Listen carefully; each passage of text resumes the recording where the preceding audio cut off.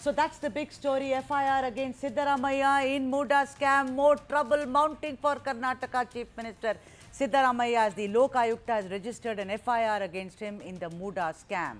Siddaramaiah has been named as accused number 1, while his wife BM Paravathi has been named as accused number 2. The FIR comes just days after the Karnataka High Court had upheld the governor's orders to prosecute Siddaramaiah in the MUDA case. The case pertains to Siddaramaiah's wife having been allegedly allotted prime plot of land in Mysuru by the Mysuru Urban Development Authority in an illegal fashion. For more of this, I am joined by my colleague Wajihulla. Waji, we were speaking about it just this afternoon, and as afternoon has turned to evening, the big news broke, and that being an FIR. What are you picking up on the ground? What do you think Siddaramaiah is now planning? Does he have days enough to plan? Are there also rumors that he may just quit, based on morality?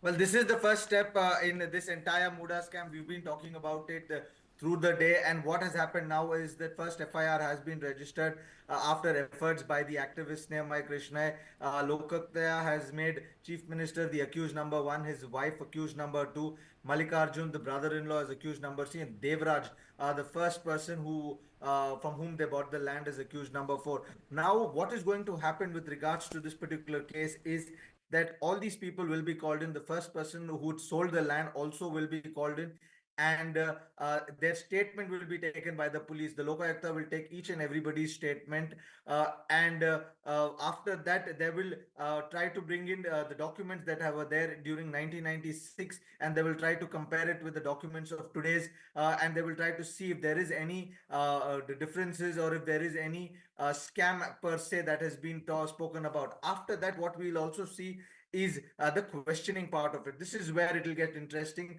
Notices will be sent to the Chief Minister, his wife, Devraj, Mallikarjun, and they will be asked to come for questioning. Now it is for the legal team of the Chief Minister who will go and file for an anticipatory bail in this matter, because an FIR has been registered. So there are chances of him getting arrested. That is incumbent on the investigative officer. It is on him whether he finds anything incriminating. If he'll find anything that they suspect, or the accused can leave the country and go away. And though in these cases there are chances of him arresting, but Siddaramaiah also has the opportunity of filing an anticipatory bail. After that, the other legal remedies that the team also has is that they can go approach the divisional bench and squash the entire FIR, put a stay on this FIR before the session bench. So there are good options for the Chief Minister with regards to this. As of now, as we speak, the Chief Minister also is in Mysore for a 3-day visit over there. So all these legal aspects of this particular case will be looked after Siddaramaiah's team. But what we know so far is that the first FIR against Siddaramaiah has been lodged after 2 days of the court direction. Now we'll have to see how this case moves forward, what will happen next. But so far, everyone has a few legal rights with which they can. As of now, it is too early to say whether he'll be arrested or what will happen next, because if we go as per the legal norms, Siddaramaiah has a lot of legal options. He has an option of squashing the FIR. He has an option of putting a stay on the FIR. He even has an option of going and challenging the governor's appeal in a higher court. So all these things are being looked up as we speak.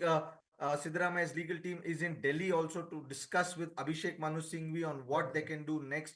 So we'll have to wait and watch on what will be their next plan of action. But the first course of action will be to get an anticipatory bail so that there is no arrest, and if there is any. Tell me something. There have been, Vaji, even earlier cases, if correct me if I'm wrong, with Yadurappa, right?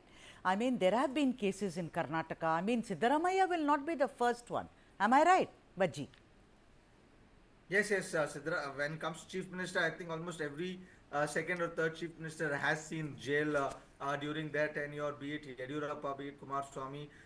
This is not going to be something new, but what we're seeing here is how much of it will be proved, because the court, because as we've seen how long it has taken for the local, it took them 2 days to actually file a case, because they were confused whether they should do it on the CRPF, CRPC or BNSS.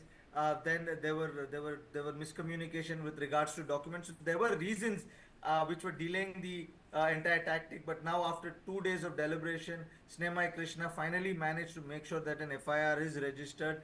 And now, with the Lokayukta filing FIR, there is chances that Snehamaiah wanted to approach CBI. That is why, if you remember, in the afternoon, I told you a stitch in time could save nine. That was Yes. the reason why the CBI was given the prosecution, sorry, sanction was put against the CBI.